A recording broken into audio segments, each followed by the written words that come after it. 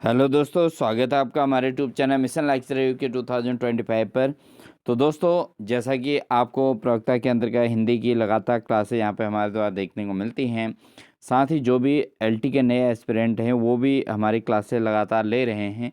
तो दोस्तों, ये क्लास इतना इंटरेस्टिंग है कि इसमें आपको जो है 50 क्वेश्चंस एक ही क्लास में देखने को मिलने वाले हैं। और साथ ही दोस्तों, आपसे अपेक्षा की जाती है कि आप अपने आप को टेस्ट ज़रूर करें, क्योंकि ये क्वेश्चन पेपर जो है काफ़ी इजी टू मॉडरेट है, यानी कि यहाँ पर आपको मैक्सिमम क्वेश्चंस आपको अपने आप ही जो है याद होंगे।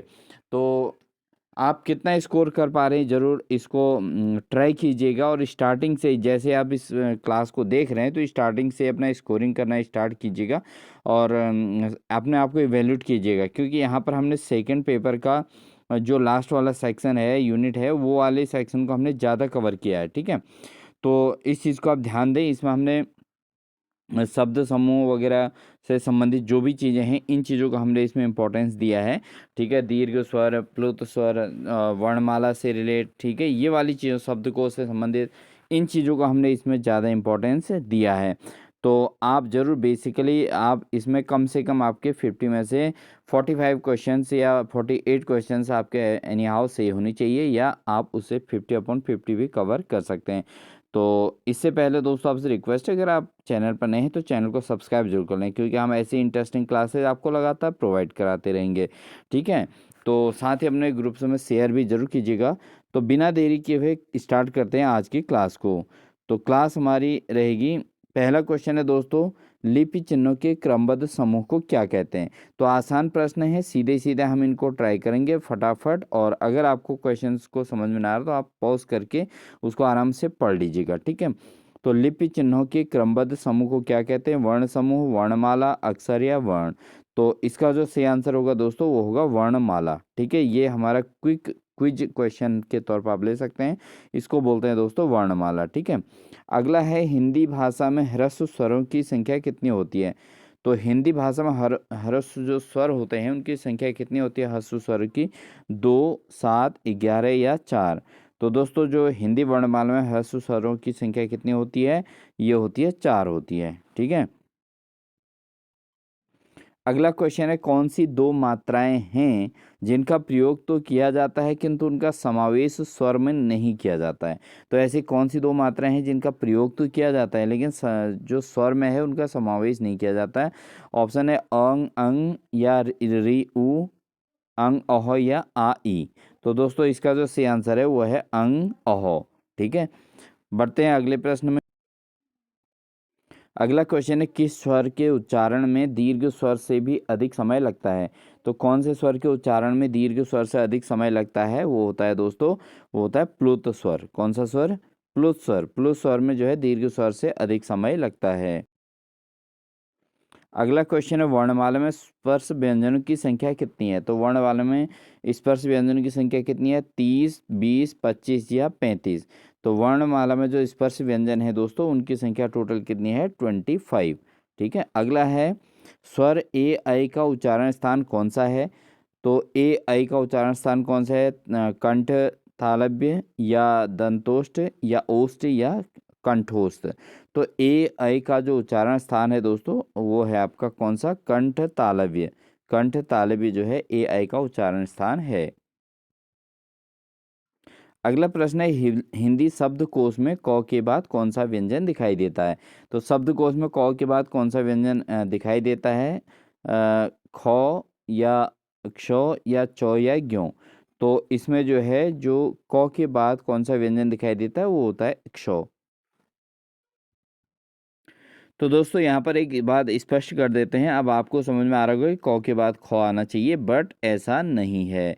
क के बाद ख नहीं होगा, क्योंकि देखिए क्या होता है कि जो हिंदी शब्दकोश में क के तुरंत बाद संयुक्त व्यंजन एक्ष ही आता है। क्यों, क्योंकि एक्ष का निर्माण किससे होता है दोस्तों, एक्ष का निर्माण होता है क प्लस सौ। ठीक है, क प्लस सौ, इन दोनों के मेल से बनता है एक्ष। तो अब ये शब्दकोश के अनुक्रम में जो क वर्ग में क ख ग घ आते हैं दोस्तों। ठीक है, आप सुन लीजिए इसको अच्छे से। जो क ख ग घ के अंतर्गत क और ख के बीच में जो है इक्ष को रखा गया है। तो क के बाद इक्ष, फिर ख, फिर ग और फिर घ। ठीक है, तो आपने हिंदी बहुत डिटेल अच्छे से पढ़ी है तो उसमें ये चीज़ आप जानते होंगे, लेकिन जो अभ्यर्थी थोड़ा हिंदी में मतलब अपनी सही पकड़ नहीं रखते हैं तो उनको यहाँ पर कन्फ्यूजन हो सकता है कि सर क के बाद तो ख आना चाहिए, बट क के बाद इक्ष ही आता है, क्योंकि क प्लस सौ से बनता है क। जो है एक शॉ। ठीक है, तो क के बाद एक शॉ को क्रम में रखा जाता है, ख ग घ। वैसे हम कॉमनली क ख ग घ पढ़ते हैं, बट अगर आप हिंदी शब्दकोश के उसमें जाएंगे तो डिटेल स्टडी आपने करी होगी। जो बच्चे हिंदी से कंटिन्यू जुड़े हैं उनके लिए तो बहुत आसान सा प्रश्न है। ठीक है दोस्तों, बढ़ते हैं अगले प्रश्न में। अगला प्रश्न है, भाषा की सार्थक लघुत्तम इकाई किसे माना जाता है? तो हिंदी की सार्थक लघुत्तम इकाई कौन सी होती है? ऑप्शन है मात्रा, शब्द, अर्थ या वर्ण। तो दोस्तों इसका जो सही आंसर होगा वो कौन सा होगा? वो होगा शब्द। ठीक है, तो सही आंसर क्या है? शब्द है। अगला है उच्चारण की दृष्टि से वो है। तो अब उच्चारण की दृष्टि से वो किस प्रकार का शब्द है? ओष्ठ्य है, कंठ तालव्य है, या दंतोष्ठ्य है, या कंठोष्ठ्य है? तो उच्चारण की दृष्टि से जो वो है दोस्तों, वो किस प्रकार का है? वो है दंतोष्ठ्य है दोस्तों। ठीक है, क्या है? दंतोष्ठ्य। ठीक है, तो ये जो है उच्चारण की दृष्टि से वो जो है दंतोष्ठ्य है। बढ़ते हैं अगले में। क्वेश्चन नंबर 10 है, आई के उच्चारण में और की सहायता ली जाती है। तो यानी कि आई के उच्चारण में किन की सहायता ली जाती है? दंत या दंत ओष्ठ, या कंठ तालु, या दंत तालु, या इचियस तालु। तो आई के जब आई का जब उच्चारण होता है तो इसमें किसका लिया जाता है? इसमें लिया जाता है कंठ और तालु का। कंठ और तालु की सहायता ली जाती है। तो ऑप्शन नंबर बी इसका सही आंसर हो जाएगा।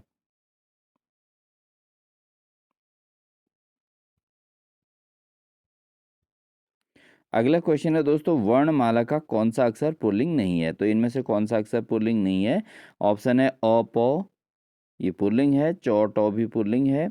जो आ भी पुल्लिंग है, लेकिन ई जो है पुल्लिंग नहीं है। तो डी ऑप्शन इसका सही आंसर हो जाएगा।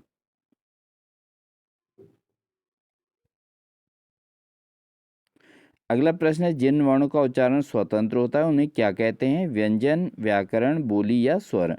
तो जिन वर्णों का उच्चारण स्वतंत्र होता है दोस्तों उनको क्या बोलते हैं? उनको बोलते हैं स्वर। क्या बोलते हैं? स्वर कहा जाता है। तो ऑप्शन नंबर डी सही हो जाएगा। जो वर्णों का उच्चारण हम स्वतंत्र रूप से करते हैं उनको हम स्वर कहते हैं। ठीक है,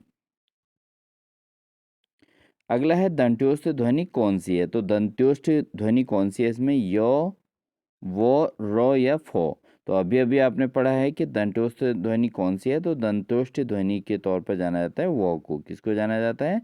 वो को, क्योंकि दंत और ओष्ठ के यानी कि दांत और होंठ, ठीक है, दोनों का इसमें यूज होता है। तो दंतोष्ठ उसी को कहते हैं, और ये वो ध्वनि है, मतलब वो जो है इसको दंतोष्ठ ध्वनि के अंतर्गत रखा जाता है। अगला प्रश्न है, सभी स्पर्श व्यंजन कौन से वर्ग में हैं? तो स्पर्श व्यंजनों को किस वर्ग में रखा गया है दोस्तों? ऑप्शन है क च प द, या ह स र व, या य स द र, या है क र ल ह। तो दोस्तों स्पर्श व्यंजन कौन से वर्ग में है? वो हैं दोस्तों आपके क च प द। ठीक है, तो इसमें ये जो है स्पर्श व्यंजन इस वर्ग के अंतर्गत आते हैं। बढ़ते हैं अगले प्रश्न में, जिनकी ध्वनि केवल मुख से निकलती है वो हैं? तो वो कौन से हैं जिनकी ध्वनि केवल मुख से निकलती है? वृत्ताकार स्वर, या निरुनासिक स्वर, या समृद्ध स्वर, या अनुनासिक स्वर? तो जिनकी ध्वनि केवल मुख से निकलती है दोस्तों, ऐसे शब्दों को क्या कह देते हैं? निरअनुनासिक स्वर। ठीक है, इसको अगर हम संधि विच्छेद पढ़ें तो ज़्यादा अच्छा है, निरअनुनासिक स्वर। ठीक है, तो ऑप्शन नंबर बी है इसका सही आंसर। अगला है दोस्तों, अंतस्थ और ऊष्म वर्ण कितने हैं? अंतस्थ और ऊष्म वर्णों की संख्या कितनी है? 7 है, 6 है, 8 है, या 9 है? तो अंतस्थ और ऊष्म उसमें जो व्यंजन होते हैं, वर्ण हैं, वो अंतस्थ और उसमें वर्ण जो है उनकी संख्या कितनी है? इनकी संख्या है दोस्तों 8 है। कितनी है? 8 है दोस्तों। ठीक है, तो ऑप्शन नंबर सी इसका सही आंसर हो जाएगा। दोस्तों उम्मीद है आप इन क्वेश्चंस को बहुत आसानी से सॉल्व कर पाए हों, कर पा रहे होंगे, क्योंकि हमने ये जो क्लास रखी है ये रखी इसीलिए है कि आपके अंदर कॉन्फिडेंस जगे, यानी कि बेसिकली जो चीज़ें पता होती हैं उनको लेकर अभ्यर्थी को जो है उनको अगर सॉल्व करे, क्योंकि इसलिए मैं स्पीड में इन क्वेश्चंस को करा रहा हूँ। तो आप इस चीज़ का विशेष ध्यान दें, ठीक है, और अपनी ओर से पूरा प्रयास करें इसमें, ठीक। अगला है दोस्तों क्वेश्चन नंबर 17, संयुक्त स्वर कौन से हैं? तो संयुक्त स्वर कौन से हैं दोस्तों? ऑप्शन है आपके पास ए आई, आ ई, आ ओ या उपयुक्त में से एक से अधिक। तो दोस्तों जो संयुक्त स्वर कौन से हैं इसमें से? इसमें से ए और आई, ये संयुक्त स्वर हैं।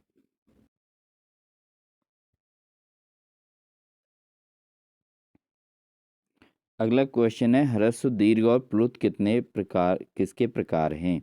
तो ह्रस्व, दीर्घ और प्लुत किसके प्रकार हैं? ऑप्शन है संधि के, व्यंजन के, स्वर के या उपयुक्त में से एक से अधिक। तो दोस्तों ये जो है ह्रस्व, दीर्घ और प्लुत, ये किसके प्रकार होते हैं? ये होते हैं दोस्तों स्वर के प्रकार, ठीक है।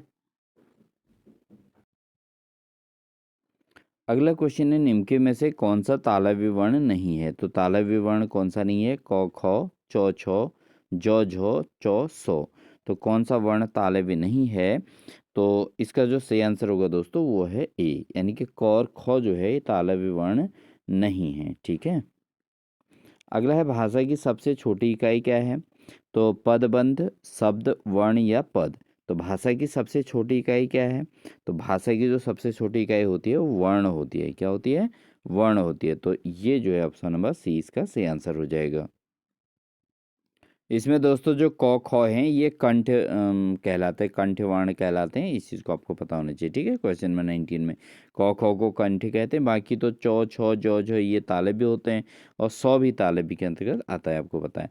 और भाषा की सबसे छोटी इकाई क्या है? वर्ण है, ठीक है। तो कुछ क्वेश्चन बेसिक भी आपको देखने को मिलेंगे, क्योंकि पेपर 2 होने हैं तो बेसिक चीज़ें भी आएंगी, नॉर्मल सी बात है। तो इसलिए आप अच्छे से, और LT के लिए तो ये बहुत इंपॉर्टेंट क्लास है। अगला क्वेश्चन है दोस्तों ओठों की आकृति के आधार पर निम्न में से कौन सा अवृत्तमुखी स्वर है? ठीक है, तो ओठों की आकृति के आधार पर कौन से निम्न में से कौन सा आवृत्ति मुखी स्वर है? तो ऑप्शन है ओ, उ या बड़ी ऊ या ई बड़ी ई। ठीक है, तो यहाँ पर क्या हो जाएगा दोस्तों? ई और बड़ी ई, ये ओठों की आकृति के आधार पर जो है अवृत्तमुखी स्वर के तौर पर जाना जाता है। किस तौर पर? अवृत्तमुखी स्वर के तौर पे। अगला है रॉ का विवरण है। तो रॉ जो है इसका क्या है? तो रॉ क्या चीज़ है? तो वत्स्य, लुंठित, सघोष, अल्पप्राण, व्यंजन।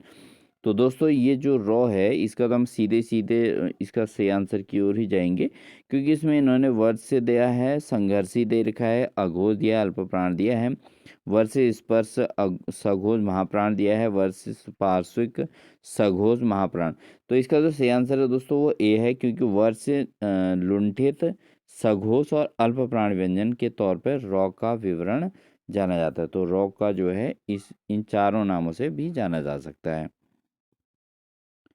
बढ़ते हैं दोस्तों अगले प्रश्न में, काकल्य वर्ण कौन सा है? काकल्य वर्ण के तौर पे किसको जाना जाता है? ऑप्शन है यो, सौ, हो या अणो। तो जो काकल्य वर्ण के तौर पर जाना जाता है वो है हो है दोस्तों, ठीक है। तो ऑप्शन नंबर सी इंपॉर्टेंट है। निम्न में से कौन सा समूह सही नहीं है? तो इनमें से कौन सा समूह सही नहीं है? जैसे मूर्धन्य है चौ छौ जौ झो, ओष्ठ्य है प म ब भ, कंठ है क ख ग घ, ये और वर्ष्य है न ल र श। तो कौन सा समूह सही नहीं है ये पूछा गया है। तो दोस्तों जो चौ छ जौ झौ, चौ छ जौ झौ ये है कि जो है इन्होंने इसको मूर्धन्य लिखा है, बट ये मूर्धन्य स्वर के अंतर्गत नहीं आता है। ये होता है दोस्तों तालव्य। कौन सा होता है? तालव्य। तो इसलिए ये रॉन्ग है, ठीक है। तो मूर्धन्य नहीं है, तालव्य है। बाकी और ओष्ठ बिल्कुल सही है, प म ब भ। इसके अलावा कंठी क ख ग घ होते हैं, और वत्स्य जो है आपका नौ ल र श, ये जो है आपका वत्स्य के अंतर्गत आते हैं। तो इस आधार पर ऑप्शन नंबर ए इसका सही हो जाएगा। बढ़ते हैं अगले प्रश्न में। अगला क्वेश्चन है दोस्तों, केवल मुंह से बोले जाने वाले सस्वर वर्णों को क्या कहते हैं? तो केवल मुंह से बोले जाने वाले जो सस्वर वर्ण होते हैं उनको क्या कहते हैं? विसर्ग, अनुस्वार, अनुनासिक या निरनुनासिक। निरनुनासिक। तो इनमें से इसका जो सही आंसर है दोस्तों वो निरअनुनासिक ही कहते हैं, क्योंकि केवल मुंह से बोले जाने वाले जो सस्वर वर्ण होते हैं उनको निरअनुनासिक कहा जाता है, यानी कि जिसमें नाक का उपयोग नहीं होता, केवल मुंह से बोला जाता है।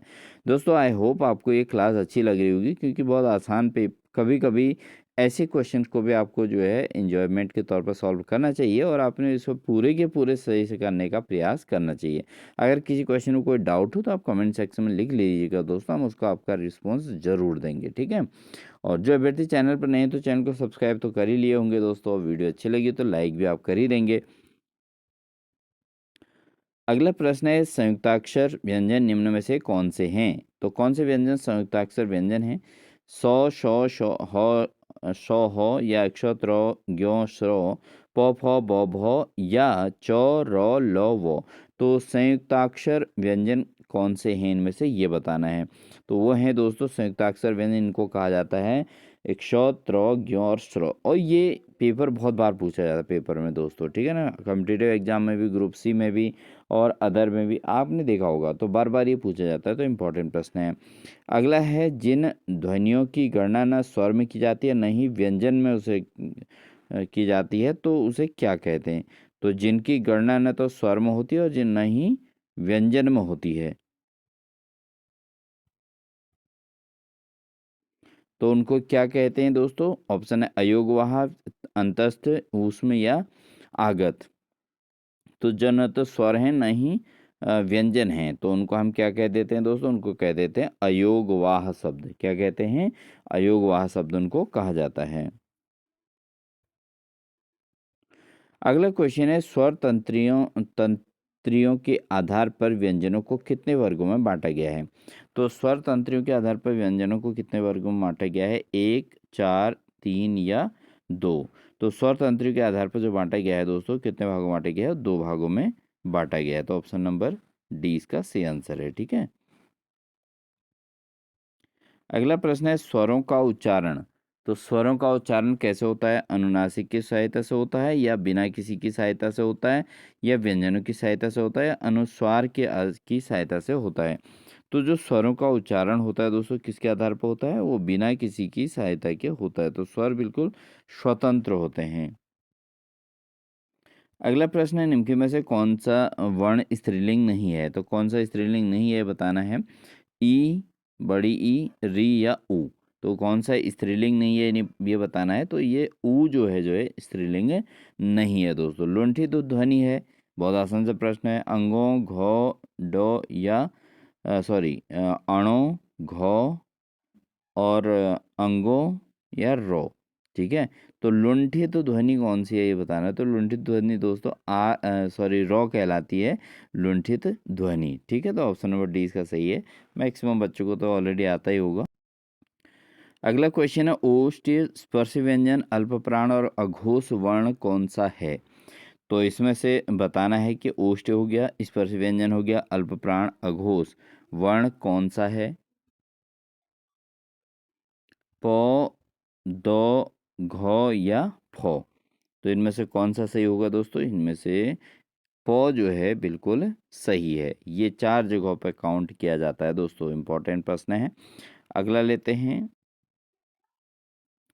अगला प्रश्न है लिखित भाषा में मूल ध्वनियों के लिए जो चिन्ह मान लिए गए हैं जिस रूप में ये लिखे जाते हैं उसे क्या कहते हैं? ऑप्शन है लिपि, ध्वनि, व्यंजन या स्वर। तो लिखित भाषा में जो मूल ध्वनियों के लिए लिए जाने वाले चिन्ह मान जो लिए जाते हैं उनको वो उसे क्या कहते हैं दोस्तों? उसे कहते हैं लिपि। क्या कहा जाता है? लिपि कहा जाता है। अगला प्रश्न है प फ ब भ म व्यंजन होते हैं। प फ ब भ म जो ये व्यंजन हैं ये किस प्रकार के होते हैं? ऑप्शन है तालव्य, कंठ्य, ओष्ठ या दंत्य। तो प फ ब भ म जो व्यंजन होते हैं दोस्तों वो होते हैं ओष्ठ व्यंजन के तौर पे जाने जाते हैं। तो ऑप्शन नंबर सी इसका सही आंसर हो जाएगा। अगला प्रश्न है दो व्यंजन जब एक साथ मिलते हैं तो क्या कहलाते हैं? जब दो व्यंजन एक साथ मिलेंगे तो ऑप्शन है अंतस्थ व्यंजन, महाप्राण या अल्प प्राण या संयुक्त व्यंजन। जब दो व्यंजन एक साथ मिलेंगे तो कॉमन सी बात है दोस्तों क्या कहलाएंगे? संयुक्त व्यंजन कहलाएंगे। अगला प्रश्न है निम्न में से कौन सा स्वर कंठ कंठ तालव्य है? तो कंठ तालव्य कौन सा स्वर है दोस्तों? ए आई, ओ औ, ई या ओ आ। तो कंठ तालव्य कौन सा है? ये है दोस्तों आपका ओ औ। ठीक है। अगला है, जिन स्वरों के उच्चारण में नाक से हवा निकलती है उन्हें क्या कहते हैं? तो जो नाक से जिनमें हवा निकलती है दोस्तों उन्हें अनुनासिक स्वर कहा जाता है। ठीक है। अगला है प्रश्न, जिह्वा के आधार पर स्वर कितने प्रकार के होते हैं? तो जिह्वा के आधार पर स्वर कितने प्रकार के होते हैं? 6, 3, 4 या 2। तो जिह्वा के आधार पर जो स्वरों की टोटल संख्या होती है दोस्तों वो होती है आपकी 3 होती है। कितनी होती है? 3 होती है जिह्वा के आधार पर। मात्रा के आधार पर स्वर कितने प्रकार के होते हैं? यहाँ पे देखिए, मात्रा के आधार पर बताना है 3, 5, 4 या 6।